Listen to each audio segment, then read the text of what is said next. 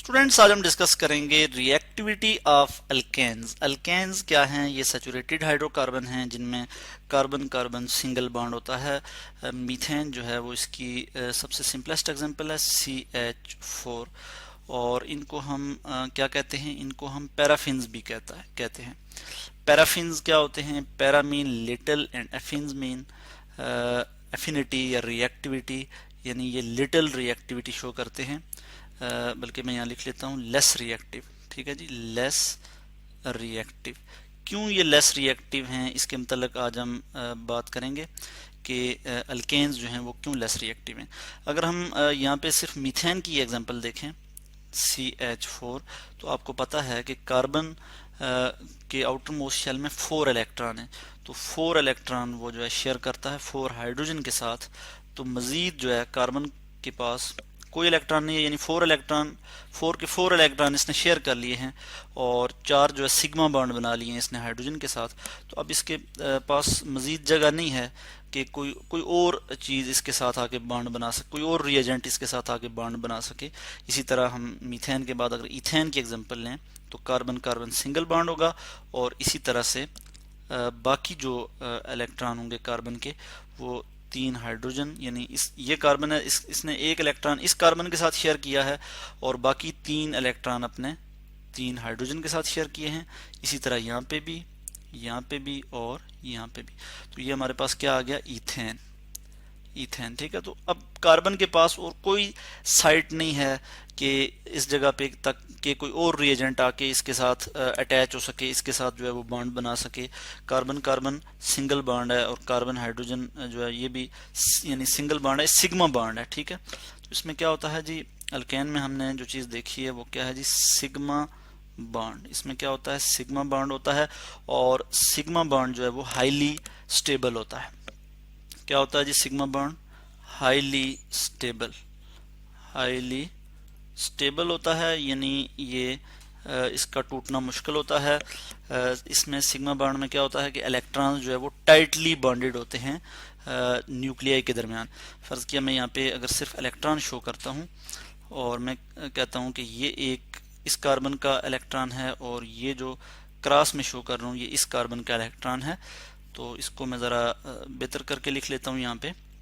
तो इन दोनों के दरमियान ये जो बॉन्डिंग हुई हुई है, तो ये जो 2 इलेक्ट्रॉन हैं ये 2 न्यूक्लियाई के दरमियान टाइटली बॉन्डेड हैं। जब ये टाइटली बॉन्डेड होंगे तो इसकी वजह से क्या हो जाएगा कि स्टेबल बॉन्ड बनेगा। क्या होगा जी? स्टेबल बॉन्ड की फॉर्मेशन होगी। तो सिग्मा बॉन्ड को हम कहते हैं कि ये कौन सा बॉन्ड होता है? ये स्टेबल बॉन्ड होता है। ठीक है जी, सिग्मा बॉन्ड क्या होता है जी? ये बहुत ज़्यादा स्टेबल होता है और इसको ब्रेक करने के लिए काफ़ी एनर्जी चाहिए होती है। Lot amount of energy is required to break this bond. ठीक है, तो इसलिए ये भी एक फैक्टर है कि ये लेस रिएक्टिव क्यों हैं, अल्केन क्यों लेस रिएक्टिव हैं। उसके अलावा ये है कि ये जो अल्केन्स हैं ये नॉन पोलर हैं। ये क्या हैं जी? Non polar. नॉन पोलर क्या होते हैं? जिनमें पोल नहीं बनते। और पोल कैसे बनते हैं वो भी हम यहाँ पे डिस्कस करेंगे। पोल इस तरह से बनते हैं कि अगर इलेक्ट्रोनेगेटिविटी डिफरेंस हो तो उसके नतीजे में पोलैरिटी डेवलप होती है, पोल्स बनते हैं। यानी कार्बन और हाइड्रोजन की अगर हम बात करें, इस केस में सिर्फ मीथेन की अगर हम बात करें, तो कार्बन और हाइड्रोजन की जो इलेक्ट्रोनेगेटिविटी डिफरेंस है वो क्या है? कार्बन की जो इलेक्ट्रोनेगेटिविटी की वैल्यू है वो है जी हमारे पास आ जाती है 2.5, और हाइड्रोजन की जो इलेक्ट्रोनेगेटिविटी की वैल्यू है वो क्या है? 2.2। तो इलेक्ट्रोनेगेटिविटी डिफरेंस तो बहुत कम है, या आप यूं समझें कि ये नेग्लिजिबल है। ठीक है, तो इसकी वजह से पोलैरिटी जो है वो नहीं प्रोड्यूस होती, ये बॉन्ड पोलर नहीं होता। ठीक है, और जब कार्बन कार्बन या कार्बन हाइड्रोजन बॉन्ड ये जो है ये पोलर नहीं होगा तो कोई आयोनिक रिएजेंट, पोलर रिएजेंट इस पे अटैक नहीं कर सकता। पोलर रिएजेंट कैसे? जैसे कोई भी एसिड है, कोई भी एसिड, बेस, ठीक हो गया, कोई oxidising agent, oxidising oxidising agent क्या करता है जी? इलेक्ट्रॉन लेता है, ठीक है जी, खुद रिड्यूस हो जाता है, किसी दूसरे सब्सटेंस को ऑक्सीडाइज कर देता है। तो ऑक्सीडाइजिंग एजेंट ये जो है इस पे अटैक नहीं कर सकते, क्योंकि एसिड, फर्ज किया मैं यहाँ पे एग्जांपल देता हूँ HCl, ठीक है। हाइड्रोक्लोरिक एसिड की अगर मैं एग्जांपल दूं तो यहाँ पे हम इनका इलेक्ट्रोनेगेटिविटी अगर देखें तो हाइड्रोजन की तो आपको पता है कि वो क्या है 2.2 है, और जो है क्लोरीन की इलेक्ट्रोनेगेटिविटी क्या है वो हम यहाँ लिख लेते हैं 3.16। तो मैं यहाँ लिख लूंगा Cl की इलेक्ट्रोनेगेटिविटी क्या है 3.16 और हाइड्रोजन की 2.2 है। तो इनमें इलेक्ट्रोनेगेटिविटी डिफरेंस काफ़ी ज़्यादा है। ठीक है, इलेक्ट्रोनेगेटिविटी डिफरेंस की वजह से इसमें पोलैरिटी प्रोड्यूस हो जाएगी। क्लोरीन ज़्यादा इलेक्ट्रोनेगेटिव है, ये शेयर्ड पेयर ऑफ इलेक्ट्रॉन को अपनी तरफ ज़्यादा अट्रैक्ट करेगा, जिसके नतीजे में इसमें पार्शियल नेगेटिव चार्ज और हाइड्रोजन पे पार्शियल पॉजिटिव चार्ज आएगा। हाइड्रोक्लोरिक एसिड है ये, इसमें चूंकि ये जो कि पोलर मॉलिक्यूल होगा इसमें, यानी पोलर रिएजेंट हम इसको कह सकते हैं इस सेंस में कि ये इसमें पोल्स बनते हैं पॉजिटिव और नेगेटिव, ये इन पे अटैक नहीं कर सकता। ठीक है, क्यों कि ये पोलर नहीं है।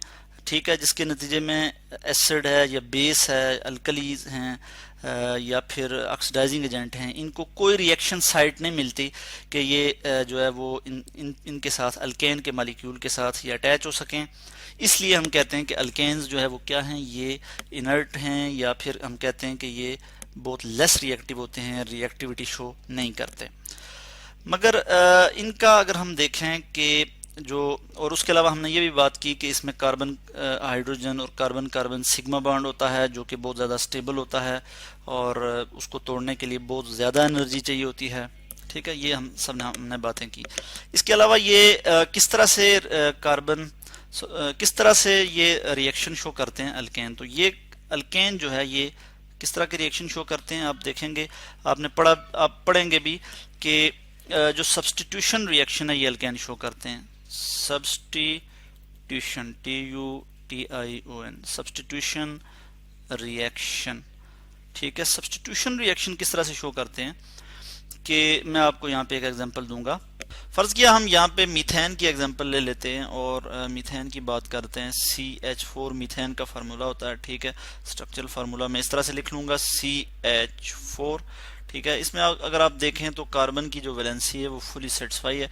कार्बन के आउटर मोस्ट शेल में 4 इलेक्ट्रॉन होते हैं और 4 के 4 इलेक्ट्रॉन इसने हाइड्रोजन के साथ शेयर किए हुए हैं, 4 हाइड्रोजन के साथ, तो इसकी वैलेंसी यहाँ पे सेटिस्फाई है। तो यहाँ पे अगर क्लोरीन इसके साथ रिएक्शन करेगा तो किस तरह से रिएक्शन करेगा कि यहाँ पे आपको पता है कि ये हम इससे पहले भी पढ़ चुके हैं कि सनलाइट की मौजूदगी में या बहुत ज़्यादा हीट करने से ये रिएक्शन होगा और इसमें क्या होगा कि यहाँ से एक हाइड्रोजन जो है वो रिप्लेस हो जाएगा। ठीक है, सब्स्टिट्यूशन होगी, हाइड्रोजन यहाँ से रिप्लेस होगा तो हमारे पास क्या आ जाएगा कि यहाँ पे मैं इसका यहाँ पे वो लिख लेता हूँ, यहाँ पे प्रोडक्ट लिख लेता हूँ कि हमारे पास मिथाइल क्लोराइड बन जाएगा। यानी यहाँ से मैं हाइड्रोजन इसको रिप्लेस कर लेता हूँ, ठीक हो गया, और यहाँ पे मैं लिख लूँगा क्लोरीन, और एक जो हाइड्रोजन रिप्लेस हुआ है वो क्लोरीन के साथ मिलके यहाँ पे HCl बना लेगा, इस तरह से HCl।